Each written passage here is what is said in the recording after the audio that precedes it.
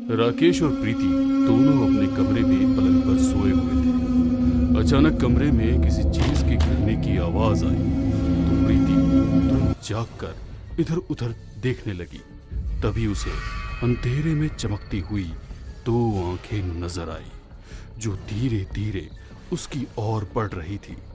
डर की वजह से उसके मुंह से आवाज भी नहीं निकली। तभी वो काली आंखें काली बिल्ली के रूप में उसके सामने थी। बिल्ली ने पास ही ड्रेसिंग टेबल पर रखी उसकी सिंदूरदानी फैला दी और कमरे से बाहर चली गई। प्रीति ने लाइट जलाकर देखा तो सिंदूर के पास कुछ उल्टे पैर बने हुए थे। बिल्ली के इस तरह के पैर कैसे हो सकते हैं? वो सोच ही रही थी कि अचानक राकेश जोर से चीखने लगा। वो अपनी जगह पर बैठा हुआ था, उसकी आंखें बंद थी, उसे सांस लेने में तकलीफ होने लगी। अचानक ही उसके चेहरे से खून आने लगा। ऐसा लग रहा था जैसे किसी ने उसके चेहरे को पूरी तरह से नोच दिया हो। ये सब देख प्रीति डर गई। राकेश क्या हुआ है? तुम होश में हो? ये चोट कैसे लग गई? मगर राकेश को कोई होश नहीं था। उसके हाथ मुड़कर आड़े टेढ़े हो गए थे। उसके मुंह से चीख निकल रही थी, बचाओ बचाओ, अरे कोई मुझे बचाओ, कोई है? वैलेंटाइन डे के दिन सभी अपने लिए सोलमेट तलाश कर रहे थे। यार मैं तो प्रीति को प्रपोज करना चाहता हूँ, ना जाने वो मेरी बात पर कैसे रिएक्ट करेगी। करके देख ले, यदि वो भी तुझे पसंद करती होगी तो हाँ कर देगी। दोस्त के कहने पर विशाल प्रीति के पास पहुंचा और खुद घुटनों पर बैठकर रोज देकर प्रपोज करने लगा। मगर प्रीति ने साफ मना कर दिया। कुछ समय के बाद उसकी शादी राकेश से हो गई। मगर विशाल अभी भी प्रीति को नहीं भुला पा रहा था। एक ही दिन प्रीति की याद में शराब के नशे में धुत विशाल उसकी यादों में रो रहा था। प्रीति, ये तुमने मेरे साथ ठीक नहीं किया, मैं तुमसे बदला लेकर रहूंगा। बदला? मगर कैसे लेगा? चल मेरे साथ। दोनों शराब के नशे में धुत शमशान के अंदर पहुंचे, जहां पर गहरे अंधेरे में केवल जलती हुई चिता थी। अंधेरे में वो आगे बढ़े। एक चमगादड़ उड़ता हुआ उनके सिर पर से निकल गया।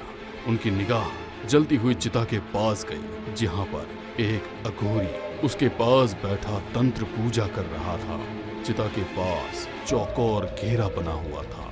एक कटोरे में खून रखा हुआ था, काले कपड़े की बनी हुई गुड़िया और पास में रखा हुआ नींबू जिसमें सुई गड़ी हुई थी। तांत्रिक मंत्रों का उच्चारण करने लगा और कुछ देर के बाद उसने नींबू में रखी हुई सुई निकालकर उसे काले कपड़े वाली गुड़िया के हाथों में चुभाने लगा। उसके हाथों में से खून निकल रहा था।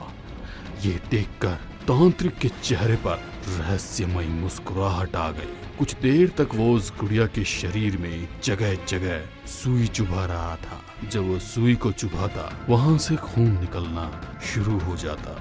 फिर उसने उस गुड़िया के हाथ पैर तोड़ दिए और गर्दन को मरोड़कर उस गुड़िया को जलती हुई चिता में डाल दिया। सारी क्रिया करने के बाद वो जब अपनी जगह से उठा तो विशाल ने उस तांत्रिक के पैर पकड़ लिए। दुष्ट, मेरे पैर छोड़ दे।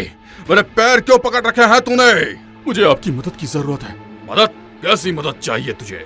मुझे काले जादू से अपने खोए हुए प्यार को वापस हासिल करना है। विशाल के मुंह से काले जादू की बात सुनकर तांत्रिक तेजी से अट्टहास करने लगा। तुम आजकल के लोगों को लगता है कि तंत्र साधना बच्चों का खेल है। मैंने इस साधना को सीखने के लिए अपनी पूरी जवानी शमशान में बिता दी। वैसे भी दूसरे का बुरा सोचकर की गई तंत्र साधना हमेशा गलत नतीजा देती है। कहीं ऐसा ना हो कि उसका बुरा असर तुम पर ही हो जाए। विशाल अपनी जेब से ढेर सारे पैसे निकालकर तांत्रिक को तुरंत दे देता है। ये तो सिर्फ नजराना है। यदि आप हाँ कर देंगे तो मैं आपको और कई सारे पैसे दूंगा जो आपको तंत्र साधना करने में मदद करेंगे। मेरा काम तो आपके लिए बाएं हाथ का है ना? पैसों से मेरी विद्या का अपमान कर रहा है मूर्ख। कहते हुए उन्होंने तुरंत अपने हाथ से विशाल के कुछ बाल उसके सिर से खींचकर तोड़ लिए और फिर कुछ तंत्र मंत्र पढ़े और पास रखे नींबू में वो बाल लपेट दिए। जैसे ही उन्होंने बाल को नींबू पर लपेटा, नींबू के ऊपर सुई लगने लगी। उसकी चुभन का एहसास विशाल को हो रहा था। वो हर बार जोर से चीखते हुए तांत्रिक से माफी मांग रहा था। अब एहसास हुआ तंत्र विद्या क्या होती है। मान गया, मैं आपकी तंत्र विद्या की ताकत को अच्छे से मान गया।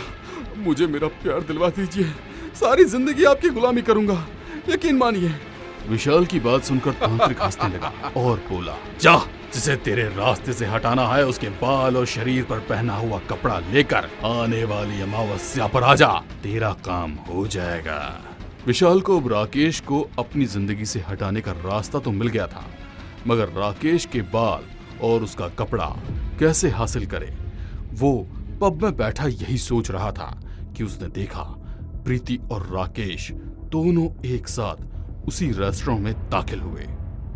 डिनर करने के बाद जब पेमेंट करने की बारी आई तो राकेश का पर्स उसके पास नहीं था।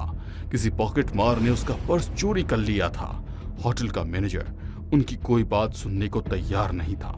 ऐसे में विशाल आगे आया और उसने उन दोनों के बिल का पेमेंट कर दिया। राकेश और विशाल की दोस्ती की शुरुआत हो चुकी थी। अब दोनों अक्सर पब में बैठकर शराब पीते। एक दिन शराब ज्यादा हो जाने के कारण राकेश का किसी से झगड़ा हो गया। उसी हाथापाई में उसके कपड़े भी फट गए। विशाल तो इसी मौके की तलाश में था। उसने तुरंत उसके शर्ट का फटा हुआ कपड़ा उठाया और बाल खींचकर अपनी जेब में संभाल कर रख लिए।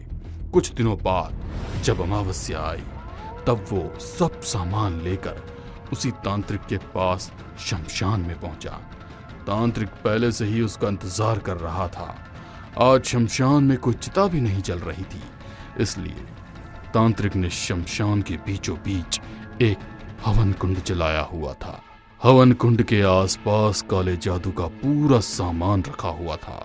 जैसे ही उसने तांत्रिक को राकेश के बाल और कपड़े दिए, तांत्रिक ने एक काली गुड़िया उठाकर उस पर वो सारा सामान रख दिया। फिर पूजा के जरिए उस गुड़िया में राकेश की आत्मा को बुलाया और काले जादू के जरिए उन्होंने राकेश को मार दिया। आज विशाल बहुत खुश था क्योंकि राकेश के जाने के बाद उसका प्यार उसे मिल गया था। एक दिन विशाल किसी काम से बाहर गया था और प्रीति घर की सफाई कर रही थी। उसी समय उसे एक काले कपड़े की गुड़िया और काले जादू का सामान मिला। विशाल की कबर्ड में ये सब देखकर वो हैरान थी। उसके घर आते ही प्रीति कई सारे सवाल पूछने वाली थी, मगर उसके पहले ही उसकी एक सहेली अचानक से उसके घर आ गई और उसके हाथों में सारा सामान देखकर वो उससे कई सारे सवाल पूछने लगी। ये काले जादू का सामान तुम्हारे पास कैसे? कहीं तुम कोई गलत काम तो नहीं कर रही हो? कैसी बातें कर रही है तू? ये सब सामान विशाल का है। मैं खुद उसे सवाल पूछने वाली थी। विशाल का सामान? कहीं राकेश की मौत में विशाल का हाथ तो नहीं? कैसी बातें कर रही है? क्या कहना चाहती है तू? तू माने या ना माने, मगर मुझे यकीन है कि राकेश की मौत काले जादू से ही हुई है। विशाल तुझे कॉलेज के समय से चाहता था, हो ना हो उसी ने राकेश को अपने रास्ते से हटाया है। ये सुनकर प्रीति जोर जोर से रोने लगी।